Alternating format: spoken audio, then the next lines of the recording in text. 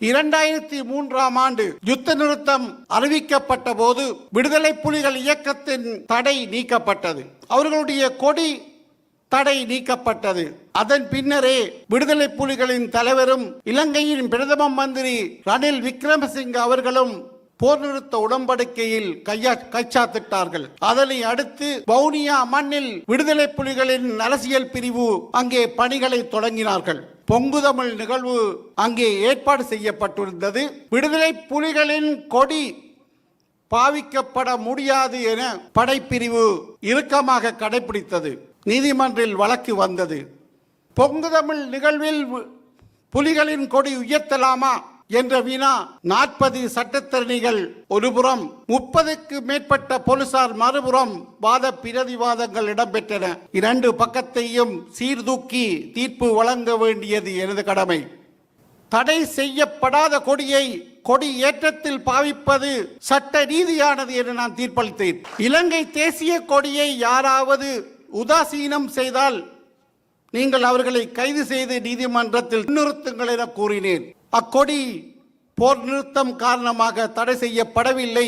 எனவே பொங்கு தமிழ் நிகழ்வில் அந்த கொடி ஏற்றம் நடைபெறுவதற்கு நீதிமன்றம் உத்தரவு பிறப்பித்தது. மறுநாள் காலை இன்னும் ஒரு பிரச்சனை வந்தது.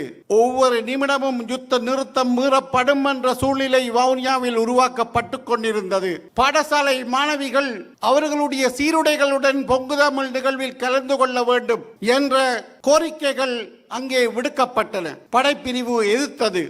நீதிமன்றத்தில் மறுநாள் காலை பொங்கு தமிழ் நிகழ்வு ஆரம்பிப்பதற்கு 1 மணி நேரத்தில் வழக்கு முன்னிறுத்தப்பட்டது. சீருடையுடன் பாடசாலை மாணவிகள் பாடசாலையில் தான் இருக்க வேண்டும். 10:30 மணிக்கு பொங்கு தமிழ் நிகழ்வில் யாரும் வீதிக்கு வரக்கூடாது என்பது படையினரின் வாதம். மறுபக்கம் அவர்கள் பொங்கு தமிழ் நிகழ்வில் பங்கு பெற்றுவது அவர்களது உரிமை, அதை தடுப்பதற்கு எவருக்கும் உரிமை இல்லை என மறுபுற விவாதம். இரண்டு தரப்பினரையும் நடுநிலைமையுடன் கையாள வேண்டிய இக்கட்டான நிலை எனக்கு இருந்தது.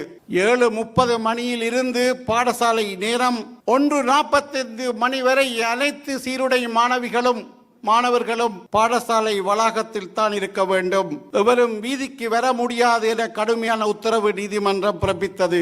இதனை அடுத்து 3:30 மணிக்கு பொங்கு தமிழ் நிகழ்வு நேரம் மாற்றப்பட்டது. அதன் பின்னர் பொங்கு தமிழ் நிகழ்வு சிறப்பாக நடைபெற்று முடிவிட்டது.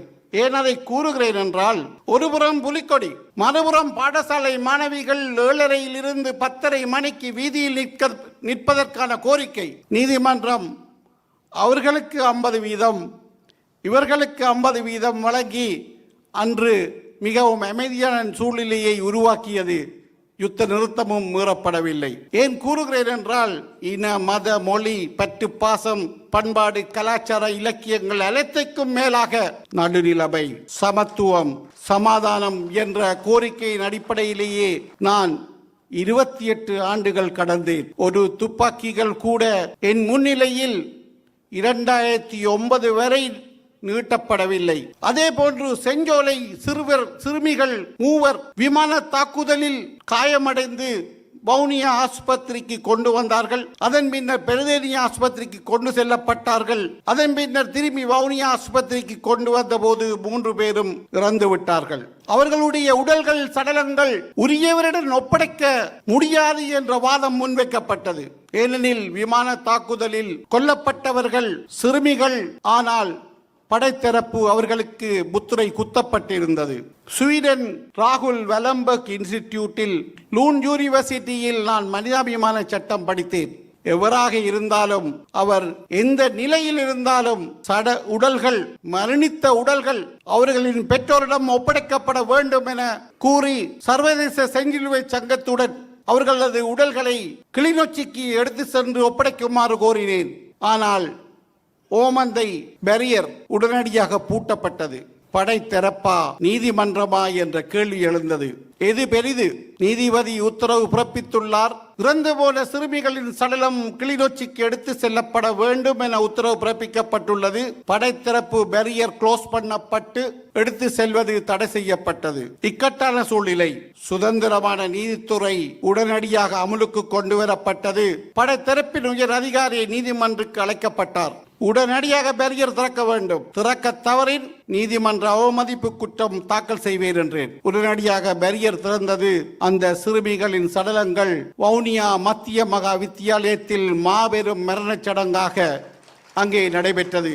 ஏன் நான் கூறுகிறேன் என்றால், மனித உரிமை, மனிதாபிமானம், மனிதநேயம் யுத்தத்தின் போதும் கடைபிடிக்கப்பட வேண்டும் என்பதையே நான் சுட்டிக்காட்ட விரும்புகின்றேன். ஏனெனில் நீதி தேவதை கண்கள் கட்டப்பட்ட நிலையில் காணப்படுகின்றது. நீதி தேவதையின் கண்கள் கட்டப்பட்டாலும் அதன் தராசு சமனாக இருக்கும் என்ற காரணத்தின் அடிப்படையில் அது கட்டப்பட்டது என நான் பல தடவைகளில் சிந்தித்தேன். ஆனால் நீதிமன்றங்களில் வரும் அழுகுரல்கள், அந்த காட்சிகளை நீதிபதி பார்க்க கூடாது என்பதற்காகத்தான் அந்த கண்ணை கட்டி வைத்துள்ளார்களா என்ற சந்தேகமும் எனக்கு எழுந்தது. ஏனெனில் சட்டம் மூளையுடன் சம்பந்தப்பட்டது, உணர்வுகள் மனச்சாட்சியுடன் சம்பந்தப்பட்டது. இரண்டுக்கும் கோடு கீறி தீர்ப்பு வழங்க வேண்டியது நீதிபதியின் கடமை. அதனை யுத்த பிரதேசத்தில் நான் செய்யக்கூடியதாக இருந்தது. அடுத்ததாக வவுனியா மண் 9 ஆண்டுகள் மனித உரிமை மீறல்களால் பாதிக்கப்பட்ட மண்.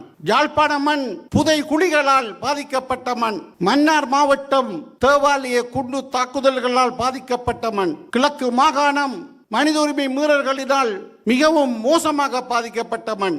நான் வவுனியாவில் நீதவானாக கடமையாற்றினேன். செம்மணி புதைகுழியில் யாழ் நீதிபதியாக கடமையாற்றினேன்.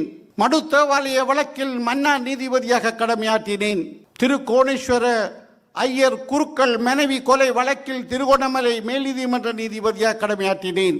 கல்முனையில் எனது இஸ்லாமிய சகோதரர்களுடன் நான் எனது கடமையை புரிந்தேன். மட்டக்களப்பு மாவட்டத்தில் நான் நிரந்தர நீதிபதியாக இருக்கவில்லை. இருப்பினும் சிவில் மேன்முறையீட்டு நீதிமன்ற நீதிபதியாக கல்முனையில் இருந்து மட்டக்களப்பு சென்று எனது கடமையை புரிந்தேன். ஆனால் எனக்கு மட்டும்தான் விசேட அனுமதி வழங்கப்பட்டது. கிளிநொச்சி முல்லைத்தீவு மாவட்டம் விடுதலை புலிகளின் கட்டுப்பாட்டுக்குள் இருந்தது. அங்கே நீதித்துறை, இலங்கை நீதித்துறை இல்லை. அங்கே அவர்களது நீதித்துறை இருந்தது. ஆனால் பிறப்பத்தாட்சி பத்திரம், இறப்பத்தாட்சி பத்திரம், சாதாரண தர பரீட்சை, அட்வான்ஸ் லெவல் பரீட்சை, பாஸ்போர்ட், அடையாள அட்டை என்பன சம்பந்தமான பிரச்சனைகள் வரும்போது அவர்கள் நீதிமன்றத்தை நாட முடியாத சூழ்நிலை இருந்தது. ஒரு கட்டத்தில் கனடா தூதுவர் ஆலயத்தில் கனடாவுக்கு செல்வதற்கு அங்கே ஸ்பான்சர் செய்யப்பட்டிருந்தது. பாஸ்போர்ட்டில் ஒரு பெயர் சிறிது மாற்றம். நீதிமன்ற கட்டளையை பெற்று வாருங்கள் என்று கூறினார்கள். அவர்கள் கிளிநொச்சியை சேர்ந்தவர்கள். கிளிநொச்சியில் இலங்கை நீதித்துறை இல்லை. நான் வவுனியாவில் இருந்தேன். எனக்கு கிளிநொச்சி மாவட்டத்தை பரிபாலனம் செய்வதற்கான அதிகாரம் இல்லை. உடனடியாக பிரதம நீதியரசருடன் தொடர்பு கொண்டேன்.